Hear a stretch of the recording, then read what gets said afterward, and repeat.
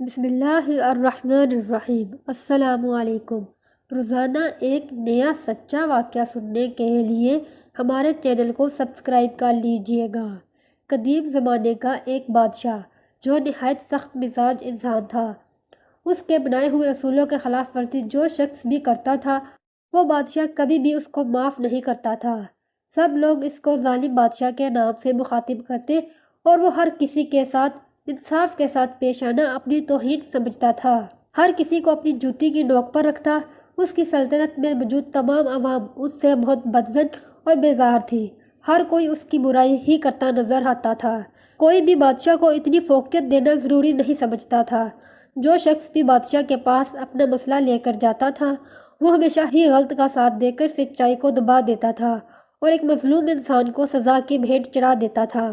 اس نے بہت سے ایسے مظلوم انسانوں کو پھانسی کے پھندے تک پہنچا دیا تھا اور جو ظالم تھا وہ کھلے عام سینہ چڑا کر کے گھوم رہا تھا۔ وہ بادشاہ خود کو خدا سمجھتا تھا جس کے ساتھ جو دل چاہتا تھا وہ کر دیتا تھا۔ اللہ نے اس کو اولاد نرینہ سے بھی نوازا تھا۔ اس کی 2 بیویاں تھیں جس سے اس کے 5 بچے تھے، 2 شہزادے 3 شہزادیاں تھیں۔ وہ اپنی اولاد سے بے انتہا محبت کرتا تھا جبکہ یہی دوسروں کی اولاد کو بھید بکریوں کی طرح سمجھتا تھا۔ کسی کے ساتھ کچھ بھی کر دینا اس کے لیے بہت عام بات تھی۔ یہی چیز اللہ کو ناپسند تھی اور وہ اس کو سخت عذاب دینے والا تھا اور وہ اس چیز سے غافل تھا۔ اس کی دونوں بیویوں میں سے ایک بیوی بڑی ملکہ ہمیشہ ہی بادشاہ کو سمجھاتی تھی کہ یہ سب نہ کیا کرو، یہ غلط ہے، آگے جا کر بہت مسئلے مسائل پیدا ہو جائیں گے، یہ چیز اللہ کو سخت ناپسند ہے۔ اللہ نے ہمیں بھی اولاد سے نوازا ہے، آج ہم کسی کی اولاد کے ساتھ یہ ظلم و زیادتی کریں گے، بے وجہ کسی کو سزا دیں گے تو اللہ کو یہ چیز سخت ناپسند آئے گی اور وہ ہم لوگوں کو بھی ایسے دوراہے پر لا کر کھڑا کر دے گا، نہ ہم یہاں کے رہیں گے اور نہ وہاں کے۔ لیکن وہ سخت مزاج بادشاہ کسی کی بات کو بھی ترجیح نہیں دیتا تھا۔ ایک روز وہ اپنی نشست پر غرور سے بیٹھا ہوا تھا کہ اس کا ایک وزیر اس کے سامنے ادب سے کھڑا ہو کر اپنی بات پیش کرنے لگا۔ بادشاہ سلامت، جان کے مان پاؤں تو عرض کرنا چاہتا ہوں۔ بادشاہ نے غراتی ہوئی نگاہ سے اس کی جانب دیکھا، کہنے لگا، جو بات کرنی ہے جلدی کرو، میرے پاس اتنا وقت نہیں ہے۔ لیکن وزیر جانتا تھا جو بات وہ کرنے جا رہا تھا اگر اس کو جان کی امان نہ ملی تو بادشاہ کو لمحہ نہیں لگنا تھا اور وہ اس کی گردن اڑا دیتا۔ اس وجہ سے وہ اپنی بات پر ایک بار پھر زور دیتے ہوئے کہنے لگا، بادشاہ سلامت، جان کی امان پاؤں تو عرض کرنا چاہتا ہوں۔ جب وزیر نے دوبارہ یہ بات دہرائی تو مجبوراً بادشاہ کو کہنا پڑا، جان کی امان ہے، جو کہنا ہے جلدی بولو۔ وہ عرض کرنے لگا، بادشاہ سلامت، میرا خدا گواہ ہے کہ میں نے آپ کے بارے میں کبھی غلط نہیں سوچا اور میں آپ کی شہزادیوں اور آپ کے شہزادوں کے بارے میں بھی بہت اچھے خیالات رکھتا ہوں۔ لیکن کافی دنوں سے یہ بات میرے علم میں آ رہی ہے کہ شہزادیاں رات کے وقت جیسے ہی آپ اپنی آرام گاہ میں تشریف لے جاتے ہیں وہ لوگ فوراً ہی محل سے نکل کر باہر چلی جاتی ہیں، اور یہ بات بھی سننے میں آئی کہ وہ لوگ آپ کی پیٹھ پیچھے بدکاری کر رہی ہیں اور جس بھی گھر میں مرد ہوتے ہیں وہاں چلی جاتی ہیں اور ان کے ساتھ جسمانی تعلقات قائم کر لیتی ہیں۔ وزیر اپنی بات بول کر خاموش ہو گیا تھا اور بادشاہ کے رد عمل کا انتظار کرنے لگا تھا، لیکن وہ نہیں جانتا تھا کہ بادشاہ کا رد عمل اتنا زیادہ خطرناک ہوگا۔ بادشاہ نے اپنی جگہ سے کھڑے ہو کر ایک زوردار قسم کی لات وزیر کے سینے پر مار دی جس کی وجہ سے وہ زمین دوز ہو گیا تھا اور ہڑبڑا کر بادشاہ کی جانب دیکھنے لگا تھا۔ بادشاہ نے فوراً ہی اپنے میان سے تلوار نکالی اور وزیر کے گلے پر رکھ دی، لیکن اس سے پہلے وہ اس کا سر دھڑ سے الگ کر دیتا فوراً ہی وزیر بولنے لگا، بادشاہ سلامت، آپ نے مجھے جان کی امان دی تھی، آپ مجھے اس طریقے سے ختم نہیں کر سکتے۔ وہ جو ابھی اس کا سر قلم کرنے ہی لگا تھا اس کی بات سے یکدم ہی رک گیا۔ بادشاہ نے واقعی اس کو جان کی امان دی تھی اور وہ اپنی بات سے کبھی پیچھے نہیں ہٹتا تھا۔ وہ یکدم ہی رک گیا اور غصے کے عالم میں اپنی تلوار کو واپس میان میں رکھ دی، جبکہ وزیر اپنا وجود لے کر کھڑا ہوا اور بادشاہ کی آنکھوں میں آنکھیں ڈال کر کہنے لگا، بادشاہ سلامت، میں جھوٹ نہیں بول رہا، یہ بات حقیقت ہے۔ جب آپ اپنی آرام گاہ میں تشریف لے جاتے ہیں تو شہزادی اپنے کمروں سے نکل کر گلیوں میں گشت کرتی ہیں اور جس گھر میں بھی ان کو کوئی مرد نظر آتا ہے اس گھر میں چلی جاتی ہیں۔ وزیر ایک بار پھر اپنی بات پر زور دیتے ہوئے بولا۔ بادشاہ سلامت کا غصے سے برا حال تھا، اس کا بس نہیں چل رہا تھا کہ وہ وزیر کا سر دھڑ سے الگ کر دے۔ ان کے لیے ان کی اولاد سب سے زیادہ اہم تھی اور ایسی بیہودہ بات جب انہوں نے اپنی شہزادیوں کے بارے میں سنی تو ان سے برداشت نہیں ہوا اور ان کا اتنا خطرناک رد عمل سامنے آیا۔ مزید کچھ کہتے اس سے پہلے بادشاہ نے ہاتھ اٹھا کر اس کو چپ کرا دیا۔ کہنے لگے، وزیر، اگر تم اپنی زندگی چاہتے ہو تو خاموش ہو جاؤ۔ مجھے پورا یقین ہے میری شہزادیاں اتنا غلط کام نہیں کر سکتی۔ میں مانتا ہوں کہ وہ تھوڑی سی میری طرح ہی غسیل طبیعت کی مالک ہیں، لیکن وہ ایسا ہرگز نہیں کر سکتی۔ مجھے اپنی شہزادیوں پر یقین ہے۔ اس وقت سلطنت کا بادشاہ نہیں بلکہ ایک باپ بول رہا تھا۔ وزیر نے ایک بار پھر تحمل مزاجی سے اس کو سمجھانا چاہا اور کہا، بادشاہ سلامت، یہ بات بار بار میرے سامنے آ رہی ہے، اور یہ بات ایک سپاہی نے نہیں بلکہ 3-4 سپاہیوں نے مجھ سے کہی ہے، جس کی وجہ سے میں نے آپ تک یہ بات پہنچائی ہے۔ میں کہتا ہوں کہ آپ ایک بار اس بات کی تحقیقات کر لیں، اس کے بعد ہی کوئی دوسری بات کریں۔ مجھے لگ رہا ہے کہ کچھ تو گڑبڑ ہے جس کی وجہ سے یہ باتیں سامنے آ رہی ہیں۔ چند پل کے لیے بادشاہ بالکل خاموش ہو گیا، کیونکہ وزیر کی بات میں دم تھا۔ انہوں نے کہا، ایک بات یاد رکھنا وزیر، اگر یہ بات جھوٹ نکلی اور میری بیٹیاں پاک دامن نکلی اور جو الزام ان پر لگا رہے ہو وہ غلط ہوا تو یاد رکھنا تمہارا سر دھر سے الگ میری ہی تلوار سے ہوگا۔ وزیر کچھ بولتا اس سے پہلے بادشاہ ہاتھ کھڑا کر کے وہاں سے جا چکا تھا۔ بادشاہ کا دماغ بالکل بھی کام نہیں کر رہا تھا۔ جو بات وزیر نے ان کے گوشت گزاری تھی وہ ان کے لیے کافی حیرت انگیز تھی۔ شہزادیاں بہت الگ مزاج کی تھیں۔ ان کی طبیعت بادشاہ کی طرح ہی غسیل تھی، لیکن وہ ایسی ہرگز نہ تھی، کافی دیندار طبیعت کی مالک تھی۔ لیکن ان کو سمجھ نہیں آ رہا تھا کہ آخر ایسی بات کیوں سامنے آ رہی ہے کہ ان کی بیٹیاں غلط کام کر رہی ہیں، جبکہ وہ اچھے طریقے سے جانتے تھے کہ ان کی بیٹیاں کس مزاج کی تھیں۔ لیکن ہمیشہ ہی وزیر کی بات میں دم ہوتا تھا۔ وہ کبھی بھی کوئی بات بھی نہ سوچے سمجھے نہیں بولتا تھا۔ یہی تمام باتیں ان کو پریشان کرنے کے لیے کافی تھیں۔ انہوں نے تہیہ کر لیا تھا کہ وہ وزیر کی بات کو حقیقت کا روپ دھار کر دیکھیں گے۔ آخر ایسا کیا معاملہ ہے جس کی وجہ سے وزیر ان کی بیٹیوں کے بارے میں اس طریقے کی گفتگو کر رہا ہے؟ انہوں نے فوراً کنیزوں میں سے ایک بہت پرانی وفادار اور رازدار کنیز کو بلانے کا حکم دیا۔ ان کا حکم فوراً بجا لیا اور کنیز کو ان کے سامنے پیش کیا گیا، جبکہ اس کنیز کی بانچھیں کھل گئی تھیں۔ یہ بات کنیز کے لیے باعث فخر تھی کہ اس کو بادشاہ سلامت نے اپنے دربار میں حاضر کیا تھا۔ وہ کافی خوش نظر آ رہی تھی۔ اس کا لباس بھی بہت خوبصورت تھا۔ وہ کنیز دیکھنے میں بھی خوبصورت تھی، جبکہ اس کی عمر کافی تھی، لیکن اس نے خود کو اس طریقے سے بنایا ہوا تھا کہ ایک پل کے لیے تو بادشاہ بھی اس کو دیکھ کر مبہوت ہو گیا، لیکن جلد بادشاہ نے اپنے اعصاب پر قابو پایا اور غصے سے کنیز کی جانب دیکھتے ہوئے کہنے لگے، اپنی اداؤں کو اپنی حد تک قائم رکھو، ورنہ یہ نہ ہو تمہاری زلفوں کو کاٹ کر پھینک دے۔ کنیز جو اپنے چہرے پر ابھی خوبصورت مسکراہٹ سے جائے بادشاہ کی باتوں کو غور سے سن رہی تھی، چند پل میں ہی بادشاہ نے اس کی مسکراہٹ کو اس کے لبوں سے چھین لیا تھا اور وہ سر جھکا کر اب ادب کے ساتھ کھڑی ہو گئی تھی۔ بادشاہ نے کہا، کیا تم جانتی ہو ہم تمام کنیزوں میں سے تم پر زیادہ بھروسہ کرتے ہیں، کیونکہ تم کافی پرانی ہو اور محل کے طور طریقے سے اچھے سے واقف ہو۔ جبکہ کنیز کی نگاہیں اب زمین سے لگ چکی تھی اور وہ اپنے سر اٹھانے کی بھی غلطی نہیں کر رہی تھی۔ وہ مزید کہنے لگے، ہمیں امید ہے یہ بات تمہارے اور میرے بیچ کے اندر ہی رہے گی۔ اگرچہ تم نے یہ بات ذرا سی بھی کسی بھی عورت کو بتائی یا پھر مجھے علم ہوا کہ تم نے کسی سے اس بارے میں گفتگو کی ہے، تو یاد رکھنا اگر ہم تمہاری تعریف کر سکتے ہیں تو چند پل میں ہی اپنی تلوار سے تمہارا سر دھر سے الگ کر سکتے ہیں۔ یہ بات سن کر کنیز کام سی گئی، کہنے لگی، بادشاہ سلامت، میں کبھی بھی آپ کی بات کسی کو نہیں بتاؤں گی، میں وعدہ کرتی ہوں۔ اس کی بات سن کر بادشاہ کہنے لگا، امید تو یہی ہے۔ بادشاہ نے کہا، ہماری شہزادیوں کے بارے میں ایک بات ہمیں معلوم ہوئی ہے کہ جب ہم اپنی آرام گاہ میں تشریف لے جاتے ہیں تو وہ محل سے نکل کر باہر جاتی ہیں اور دوسرے مردوں کے ساتھ غلط کام کرتی ہیں۔ ہم چاہتے ہیں تم ہماری شہزادیوں پر نظر رکھو اور جیسے وہ محل سے جانے لگے تو ہمیں فوراً اطلاع کر دو، لیکن یاد رکھنا اگر یہ بات کسی کے بھی علم میں آئی تو ہم چند سیکنڈ لگائیں گے۔ کنیز کو کافی حیرت ہو رہی تھی یہ بات سن کر، کیونکہ وہ بھی شہزادیوں کے مزاج سے واقف تھی، لیکن کوئی بھی بات کرنا یعنی اپنی موت کو دعوت دینا۔ اس وجہ سے کنیز خاموش رہی اور بادشاہ کے حکم کو فوراً بجا لاتے ہوئے کہنے لگی، بادشاہ سلامت، جیسے مجھے کوئی سراغ ملا میں آپ کو اطلاع کر دوں گی۔ اگر آپ کی اجازت ہو تو کیا میں یہاں سے جا سکتی ہوں؟ اور وہ وہاں سے چلی گئی، جبکہ بادشاہ اپنے خیالات میں گم ہو چکا تھا۔ وہ کافی زیادہ پریشان تھا، کیونکہ اگر شہزادیوں نے یہ عمل کیا تھا تو وہ ان کو قطعاً معاف کرنے کا ارادہ نہیں رکھتا تھا۔ ان کا غصے سے برا حال تھا، کیونکہ اگر شہزادیاں یہ کام کرتی تھی تو یہ ان کے لیے بہت شرمندگی کا باعث تھی۔ اب ان کو رات کا انتظار تھا، کیونکہ وہ اپنی بیٹیوں کے پیچھے جا کر اپنی آنکھوں سے یہ کام ہوتا ہوا دیکھنا چاہتے تھے۔ اگر وزیر کی بات درست ثابت ہوتی تھی تو وہ سخت سے سخت رد عمل ظاہر کرنے والے تھے، لیکن انہوں نے منصوبہ بنا لیا تھا۔ اگر ان کی شہزادیاں درست ہوئی اور وزیر غلط ثابت ہوا تو وہ اس کو بالکل معاف نہیں کریں گے اور اس کو بھی سخت سے سخت سزا دے گا۔ انہیں بس رات کا بہت بے چینی سے انتظار تھا، اور ان کا انتظار جلد اختتام پر پہنچ گیا تھا، کیونکہ رات ہوتے ہی جب وہ اپنی آرام گاہ میں گئے تو اس کی تھوڑی دیر بعد ہی ان کے دروازے پر دستک ہوئی اور وہ فوراً ہی دروازہ کھول کر باہر آئے تو سامنے ہی وہ کنیز ہڑبڑائی ہوئی حالت میں ان کے سامنے کھڑی ہوئی تھی۔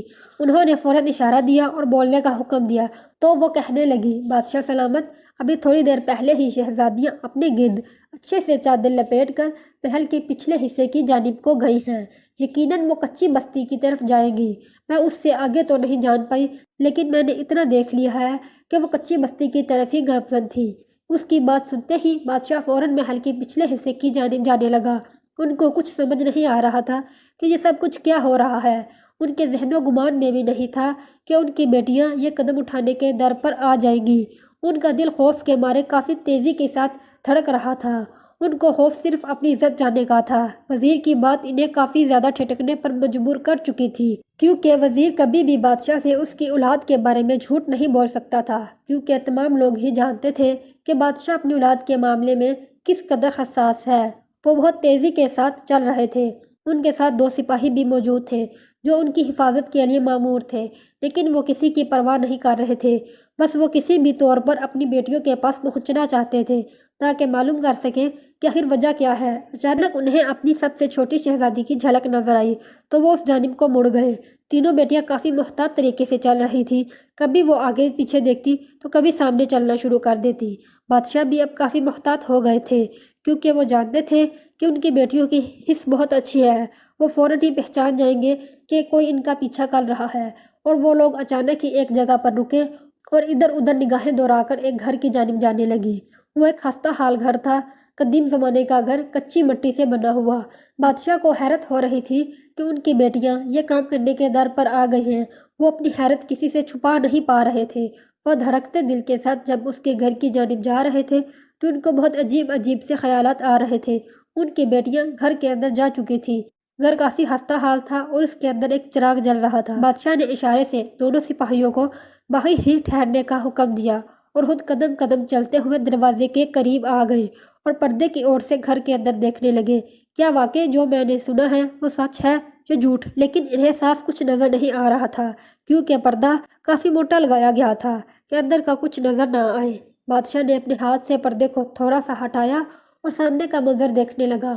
وہ دیکھتے ہیں کہ سامنے ان کی تینوں بیٹیاں قطار میں کھڑی ہوئی ہیں اور کسی سے کچھ بول رہی ہیں، لیکن آواز کافی دھیمی ہونے کی وجہ سے ان کے کانوں میں نہیں آ رہی تھی۔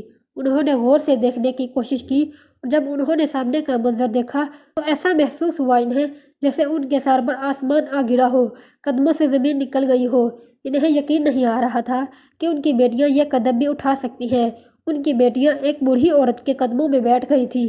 وہ حیران تھے کہ شہزادیاں ایک لاچار بوڑھی عورت کے قدموں میں کیوں بیٹھی ہیں، جبکہ ان کی بیٹیاں اس بوڑھی عورت کی خدمت کر رہی تھی۔ بڑی شہزادی اس بوڑھی عورت کے بالوں میں تیل لگا رہی تھی، جبکہ سب سے چھوٹی شہزادی اس بوڑھی عورت کے پاؤں کی مالش کر رہی تھی۔ بادشاہ کے لیے یہ سب کچھ بہت حیرانگی کا باعث تھا۔ وہ جانتے تھے کہ ان کی بیٹیاں کس قدر غسیل اور نفاست طبیعت کی مالک ہیں۔ ان کے ذہن و گمان میں بھی نہ تھا کہ ان کی بیٹیاں کسی بزرگ کی اس طریقے سے خدمت کر سکتی ہیں، جبکہ وہ جانتی ہیں کہ وہ کس عہدے پر فائز ہیں۔ اس کے باوجود بھی وہ ایک بوڑھی عورت کی خدمت پر گامزن ہے۔ بادشاہ کافی حیران ہوئے اور اپنے گھر کو لوٹ آئے اور یہی سوچتے رہے کہ وزیر تو بول رہا تھا کہ ان کی بیٹیاں پیٹھ پیچھے بدکاری کرتی ہیں، جبکہ ان کی بیٹیاں تو اس بوڑھی عورت کی خدمت میں لگی ہوئی تھی۔ اگلے روز بھی جب ان کی بیٹیاں ایسی گئیں تو وہ فوراً ان کے پیچھے گئے۔ وہ دیکھنا چاہتے تھے کہ آخر وہ ایسا کیوں کرتی ہیں۔ اگلے روز شہزادیاں اس عورت کی بجائے کسی اور گھر میں گئی تھی، جہاں پر کافی چھوٹے چھوٹے بچے موجود تھے اور بھوک سے بلک رہے تھے، اور ان کی ماں بیماری کی حالت میں چارپائی پر پڑی ہوئی تھی، جبکہ باپ بھی بیمار تھا۔ تینوں بیٹیاں کافی احتیاط کے ساتھ ان لوگوں کی دیکھ بھال کر رہی تھی اور ان بچوں کو کھانا پیش کر رہی تھی۔ بادشاہ یہ تمام چیزیں ہوتی ہوئی دیکھ رہا تھا۔ وہ چاہتا تھا کہ وہ اپنی بیٹیوں سے پوچھے کہ وہ یہ کام کیوں کر رہی ہیں، لیکن وہ کسی بھی طور پر ان سے پوچھ نہیں پاتا تھا کہ یہ تم کام کیوں کر رہی ہو۔ اب یہ ہر روز کا ہی معمول تھا اور وہ ہر روز ہی اپنی بیٹیوں کے پیچھے جاتے تھے اور دیکھتے تھے کہ وہ کیا کام کرتی ہیں، اور وہ ہر روز ہی کسی نہ کسی کے گھر جا کر ان کی مدد کر رہی ہوتی تھی۔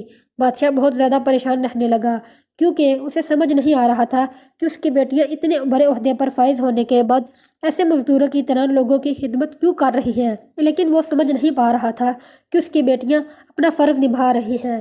ایک روز پھر یہی ہوا اور بادشاہ نے جب اپنی سب سے چھوٹی بیٹی کو ایک عورت کے کپڑے دھوتے ہوئے دیکھا تو ان کو بہت غصہ آیا۔ انہیں بالکل یقین نہیں آ رہا تھا کہ یہ کام شہزادیاں کر رہی ہیں۔ ان کے لختے جگر، جس کو وہ ایک گلاس پانی کا نہیں اٹھانے دیتے تھے، وہ مزید خود پر قابو نہیں رکھ پائے اور فوراً ہی اس گھر کی اندر داخل ہو گئے اور گرجتی ہوئی آواز میں تینوں شہزادیوں سے مخاطب ہو کر پوچھنے لگے کہ تم لوگ یہ کام کیوں کر رہے ہو؟ بادشاہ کی موجودگی کو محسوس کر کے تینوں بیٹیوں کے ہاتھ کام سے رک گئے تھے اور وہ لوگ فوراً ہی اپنی جگہ سے کھڑی ہو گئی اور ان کو حیران ہو کر دیکھنے لگی کہ یہ بات بادشاہ تک کیسے پہنچی کہ ہم لوگ یہاں پر موجود ہیں، کیونکہ یہ بات تو سوائے ان تینوں کے کوئی اور نہیں جانتا تھا۔ بادشاہ ایک بار پھر گرجتی ہوئی آواز میں پوچھنے لگے کہ تم تینوں یہ کام کیوں کر رہی ہو اور اس وقت محل سے باہر کس کی اجازت سے آئی ہو؟ سب سے بڑی بیٹی دونوں بہنوں کے مقابلے بہادر تھی۔ وہ اپنی باپ کی جانب متوجہ ہو کر کہنے لگی، ابا حضور، ہم اپنی رعایا کی خدمت کر رہے ہیں اور کچھ نہیں کر رہے، اس لیے آپ خاموش ہو جائیں اور واپس محل کو لوٹ جائیں۔ بادشاہ نے جب اپنی سب سے بڑی بیٹی کے منہ سے یہ الفاظ سنے تو اس کو غصہ آ گیا اور وہ گرجتے ہوئے کہنے لگے، تم ہم سے کس طریقے سے گفتگو کر رہی ہو؟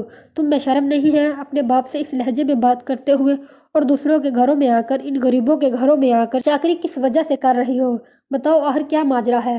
تو منجلی شہزادی کہنے لگی، ہم جانتے ہیں بادشاہ سلامت، آپ کو غریب لوگ پسند نہیں ہیں، جبکہ آپ ایک عہدے پر فائز ہیں۔ آپ کے نیچے بہت سے لوگ ہیں جو آپ سے بہت امیدیں لگائے بیٹھے ہیں، لیکن آپ کو سوائے اپنے آپ کے اور کچھ نظر نہیں آتا ہے۔ ہم مانتے ہیں کہ آپ ہمارے باپ ہیں اور ہمارے لیے قابل عزت ہیں، ہم پر لازم ہے کہ آپ کی بات کو ترجیح دیں، لیکن معاف کریے ابا حضور، ہم آپ کی اس بات کو بالکل ترجیح نہیں دیں گے۔ ہمارے لیے آپ بہت اہم ہیں، لیکن آپ سے بھی زیادہ ہمارے لیے آپ کی رعایا اہم ہے۔ یہ غریب لوگ بہت لاچار ہیں، کسی سے کچھ نہیں کہہ سکتے۔ بعض اوقات آپ کے پاس آتے ہیں، آپ سے اپیل کرتے ہیں کہ ان کا علاج کرایا جائے اور ان کے گھر کے حالات کو بہتر کیا جائے، لیکن آپ ان کی بات کو سنتے نہیں ہیں، اور اگر آپ کے پاس کوئی اپنا مسئلہ لے کر آ جاتا ہے، اس کے بعد بھی آپ ان کو جھڑک دیتے ہیں۔ آپ اپنے قریبی لوگوں پر بالکل نظر ثانی نہیں کرتے، آپ ذرا بھی نہیں دیکھتے کہ آپ کے ارد گرد کے لوگ کتنی تکلیف میں ہیں۔ لیکن معاف کریے گا، ہم ایسا نہیں کر سکتے، ہمارا ضمیر ہمیں اس چیز کی اجازت نہیں دیتا ہے، ہم آپ کی طرح بے حس نہیں ہیں۔ اس وجہ سے ہم آپ کے خوف سے رات کے پہر چھپ کر نکلتے ہیں اور اپنی رعایا کو دیکھتے ہیں کہ وہ لوگ کس اذیت میں مبتلا ہیں اور ان کے کام کر دیتے ہیں تاکہ ان کو مکمل تو نہیں، تھوڑا سکون تو آ جائے، کیونکہ ہم جانتے ہیں کہ ایک روز ہم سب کو مرنا ہے اور اس کے بعد جو ہمارا حساب کتاب ہونا ہے، اس میں اگر ہم سرخرو نہیں ہوئے تو ہمیں جہنم کی آگ میں جھلسایا جائے گا، اور ہم ایسا ہرگز نہیں چاہتے کہ ہمیں جہنم کی آگ میں ڈالا جائے۔ ہم آپ سے بھی اس چیز کی درخواست کرتے ہیں کہ آپ سدھر جائیں، یہ نہ ہو کہ دیر ہو جائے، توبہ کا دروازہ بند ہو جائے۔ اور فرعون نامی بادشاہ کو تو جانتے ہو نا آپ، اپنے وقت کا کتنا بڑا بادشاہ تھا، خدائی کا دعویٰ کرتا تھا، مظلوموں کے ساتھ ظلم کرتا تھا اور ظالم کو مظلوم پیش کر دیتا تھا، اور پھر جب اللہ کا عذاب نازل ہوا تھا تو وہ کس طریقے سے غرق ہو گیا تھا۔ ابا حضور، یقین مانیے، آپ میں اور ظالم فرعون میں کوئی فرق نہیں ہے۔ اپنی بیٹی کے منہ سے یہ الفاظ سن کر بادشاہ کو یکدم ہی احساس ہوا تھا کہ وہ کتنا غلط کام کر رہا تھا۔ وہ واقعی ہی فرعون بن گیا تھا اور خدائی کا دعویٰ کرنا شروع کر چکا تھا۔ انہیں یکدم ہی اپنے کیے پر افسوس ہوا اور وہ بے ساختہ زمین پر سجدہ ریز ہو گیا اور ہچکیوں سے رو رو کر توبہ کرنے لگا۔ ان کی بیٹیاں بادشاہ کو اس وقت یہ عمل کرتے ہوئے دیکھ کر مسکرانے لگی، کیونکہ وہ سمجھ چکی تھی کہ زیادہ نہیں تو کچھ ہی ان کا باپ سمجھ چکا ہے کہ غریب بھی انسان ہی ہوتے ہیں، ظالم کو ظالم ہی تصور کیا جانا چاہیے اور مظلوم کو ہمیشہ مظلوم کی طرح ہی پیش کرنا چاہیے۔ اس واقعے سے یہ بات ثابت ہوتی ہے کہ انسان کو اپنی اولاد سے بہت کچھ سیکھنا چاہیے اور ہمیشہ اگلے شخص کو انسان سمجھنا چاہیے، یہ نہ سمجھا جائے کہ وہ شخص غریب ہے یا امیر، اور انصاف سے ہمیشہ کام لینا چاہیے، نہیں تو اللہ کے دربار میں بہت بڑی پکڑ ہونے والی ہے۔